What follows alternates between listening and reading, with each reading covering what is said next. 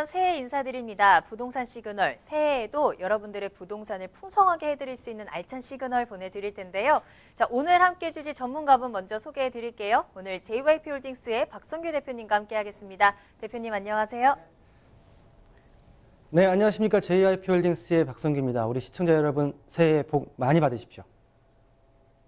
네, 오늘 박성규 대표님과 함께 여러분들의 복이 될 수 있는 다양한 소식들 전해드리도록 하겠습니다. 먼저 이슈 시그널부터 출발해 보도록 할게요. 대표님 오늘 어떤 내용 살펴볼까요? 지난해 규제 정책이 발표되면서 우리 2020년도에 우리 시청자분들께서 과연 주택 가격이 어디로 갈 것인가에 대해서 많이 궁금해하실 것 같은데요. 자, 새해 첫날 첫 시간에 우리 2020년도 주택 가격에 대한 전망에 대해서 좀 준비를 해봤습니다. 먼저 준비된 이슈 시그널 영상부터 만나보시겠습니다.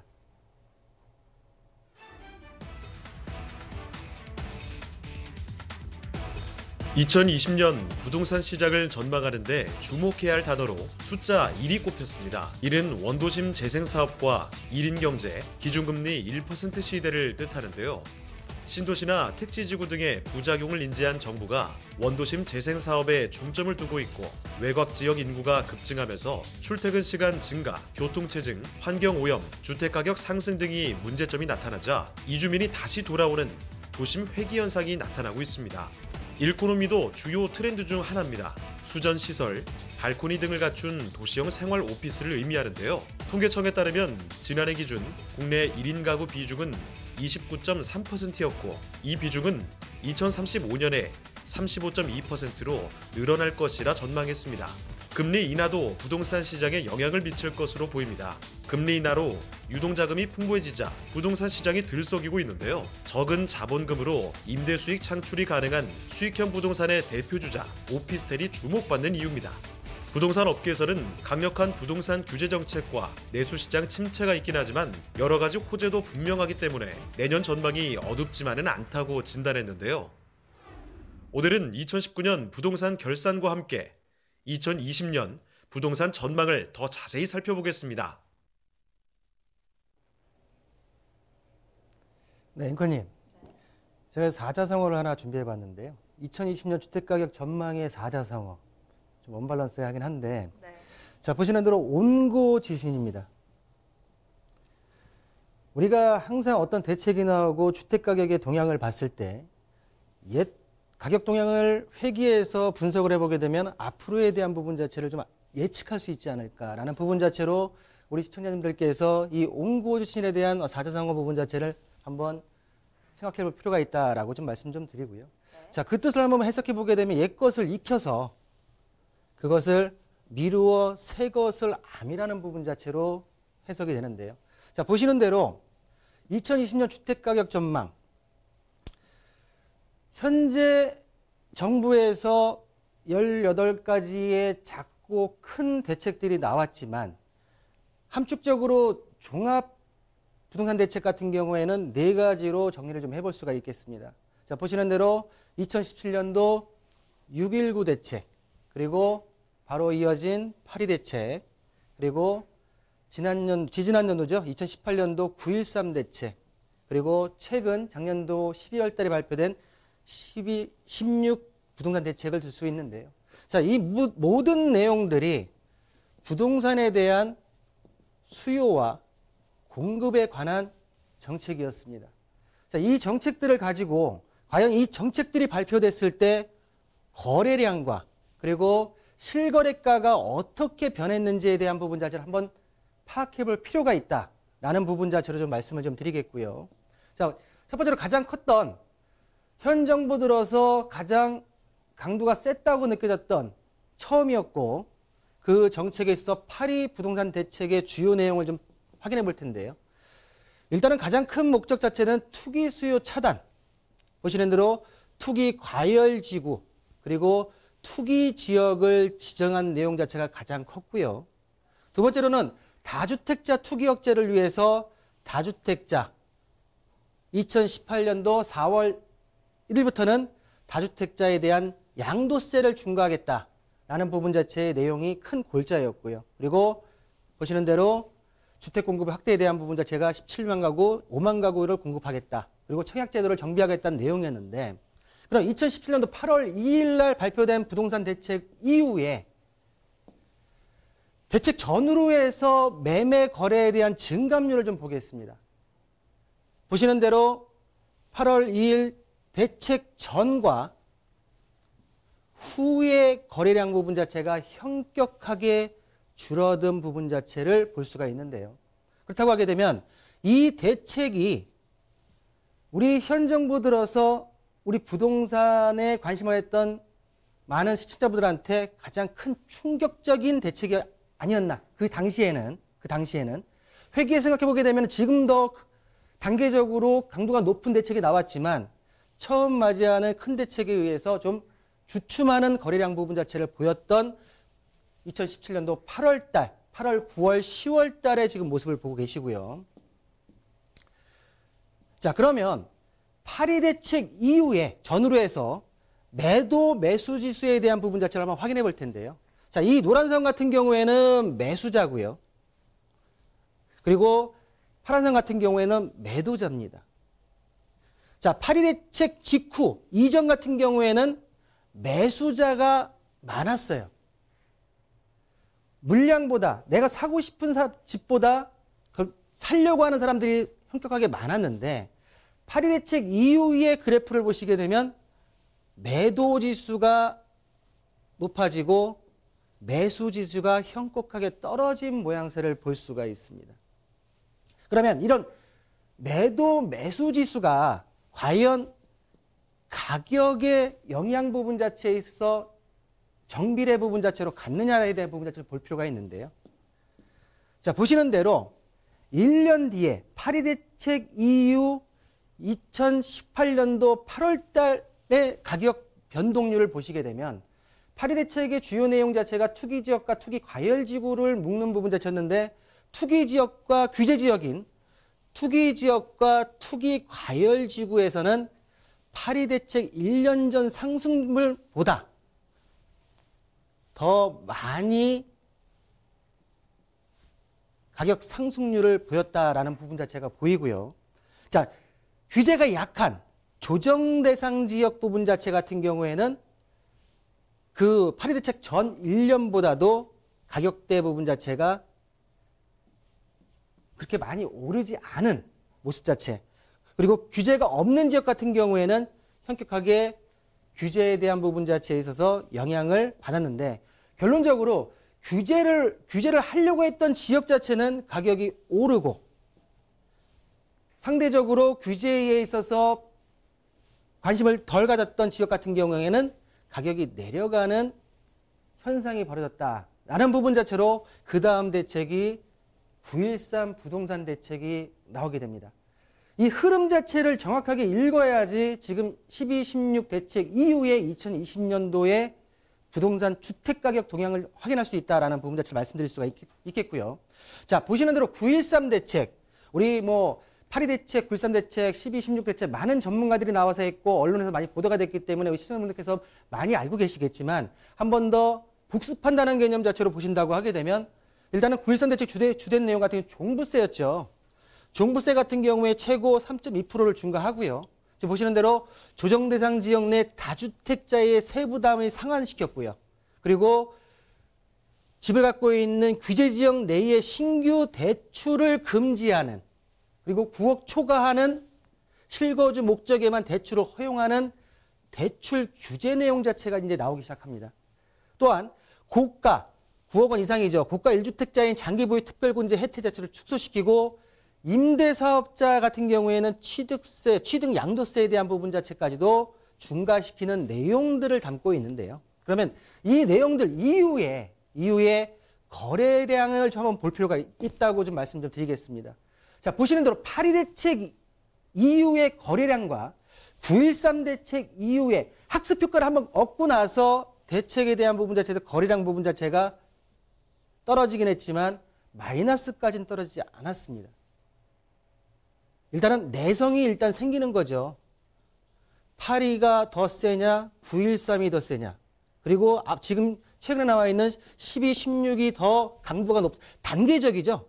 단계적인 부분. 이 부분에 있어서 두 강도가 높았던 대책의 이후에 거래량 부분 자체가 두 번째 같은 경우에는 그렇게 크게 떨어지지 않았다는 부분 자체를 볼 수가 있고요. 그러면 9.13 대책 이후의 매수 지수 어디가 더 많았냐?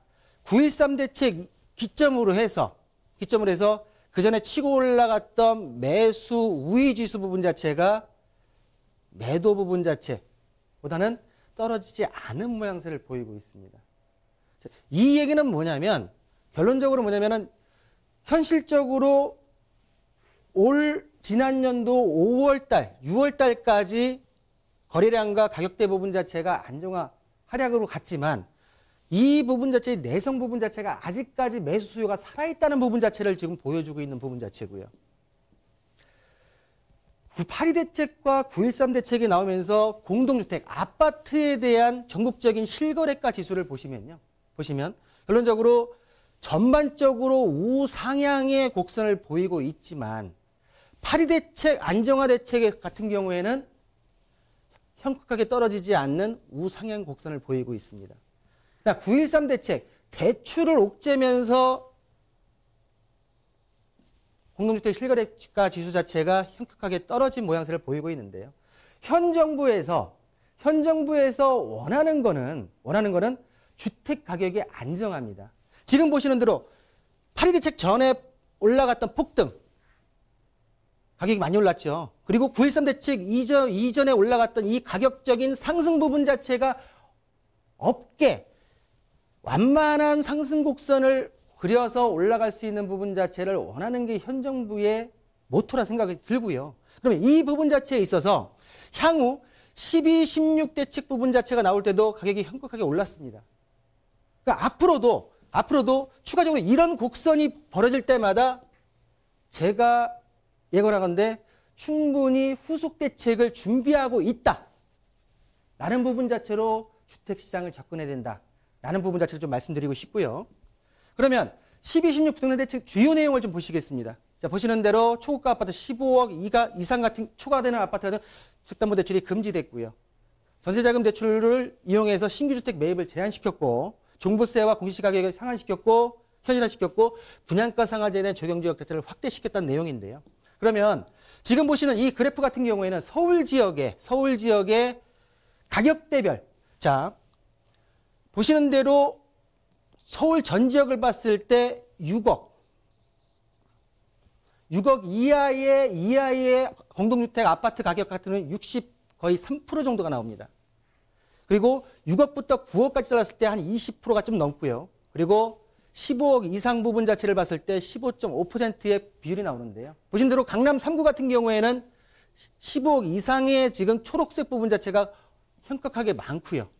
그러면 향후 우리 시청자분들께서 주택시장에 접근할 때 이 가격대별에 맞는 맞춤의 투자 전략이 필요한 부분 자체가 현실화가 도래했다라는 부분 자체를 좀 말씀을 좀 드리겠고요. 자, 그러면 12, 16 대책 이후에 수요 공급에 있어서 경우의 수를 좀 따져볼 텐데요. 많은 전문가들이 상승을 한다, 하락을 한다, 조정을 겪는다 말을 하고 있지만 앞으로의 일 자체 부분 자체는 어떻게 될지에 대한 부분 자체는 누구나 장담을 할 수가 없습니다. 단 경우의 수를 따져서 어떤 경우의 수가 가장 확률이 높을까에 대한 부분을 가지고선 내가 투자 전략을 짜야 된다라는 부분 자체를 말씀 좀 드리고요. 자, 현 정부에서 본 대책들을 내놨을 때의 가장 큰 이유 자체는 뭐냐면, 자, 공급 곡선 부분 자체 이번에 추가적으로 뭐 다주택자 양도세에 대한 부분 자체를 완화해 주면서 6월 달까지 물량 자체가 나와서 공급 곡선이 우측으로 가고, 그리고 대출 규제 등으로 인해서 수요 곡선 자체가 억제되면서 떨어졌을 때 가격이 거래량은 동일하지만 가격이 하락한다는 부분 자체가 현 대책, 종합 대책에 있어서의 어떤 결과에 대한 부분 자체, 예측 부분 자체로 지금 예상 모델로 지금 삼았을 거라 생각이 드는데요. 이 부분 자체로 간다고 하게 되면 금상첨화죠. 그리고 이렇게 가야 된다고 봅니다. 그렇지만 이렇게 안 갔을 경우를 좀 우리가 따져볼 필요가 있다라는 부분 자체를 말씀을 좀 드리겠는데요. 자, 보시는 대로 유인책을 줬지만 공급 물량에 대한 매물에 대한 유인책을 줬지만 공급 곡선 자체는 그대로 있습니다. 그렇지만 대출에 대한 부분 자체와 분양가 상한제에 대한 부분 자체 등등으로 인해서 또한 수요 억제 정책 부분 자체 때문에 수요 곡선 자체가 줄어들게 되면 이 소폭의 가격 하락과 거래량만이 줄어드는 모습 자체도 갈 수도 있다는 경우의 수가 나오고요. 자, 세 번째 같은 경우에는 지금 보시는 대로 분양가 상한제나 그런 어떤 규제 등으로 인해서 공급 물량 자체가 다시 줄어들고요. 또한 수요에 대한 부분 자체까지도 동일하게 줄어들면서 가격은 변함없고 거래량만 줄어드는 모습 자체도 갈 수도 있는 경우의 수가 나오고요. 자, 마지막으로 보시는 대로 공급은 줄어들고 수요는 그대로 일정 특정 지역에 수요가 있으면서 그래도 가격이 상승할 수 있는 경우의 수도 나온다. 그러면 우리 시청자분들께서 어떤 경우의 수로 갈 거라는 부분 자체를 예측을 해야 되는데요. 그 예측에 대한 부분 자체에 있어 기본적으로 생각해야 될 게 뭐냐. 결론적으로 2020년도에 이 부분 자체를 생각을 하셔야지 내가 나에게 맞는 주택에 있어서의 접근 자체가 가능하다. 첫 번째로는 공급 측면에서 공급은 과연 늘어날 것인가를 생각을 해봐야 됩니다. 과연 충분한 주택 공급 자체가 있느냐. 그리고 지금 잠겨있던 다주택자의 매물 자체가 시장에 나올 충분한 유인책이었느냐의 부분 자체를 먼저 생각해 보셔야 되고요. 두 번째, 수요 부분 자체에 있어서는 현재 수요 억제 정책 대출을 규제하는 부분 자체에 있어서 줄어든다면 수요가 줄어든다면 과연 어느 구간에 아파트 수요가 줄 것이냐. 6억 이하냐, 9억 이하냐, 15억 이상이냐. 이 부분 자체를 한 번 더 따져보실 필요가 있다라는 부분 자체를 말씀 좀 드리고요. 줄어들지 않는다면 어떤 구간이 줄어들지 않겠느냐.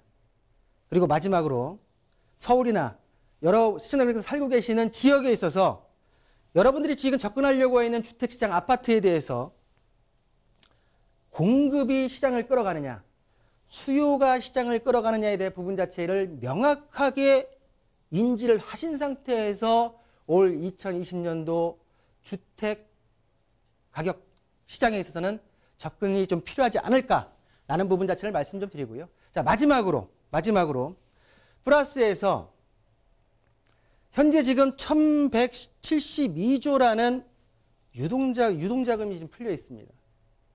이 돈 자체가 어디로 가야 할지를 지금 모르고 있는 거고요.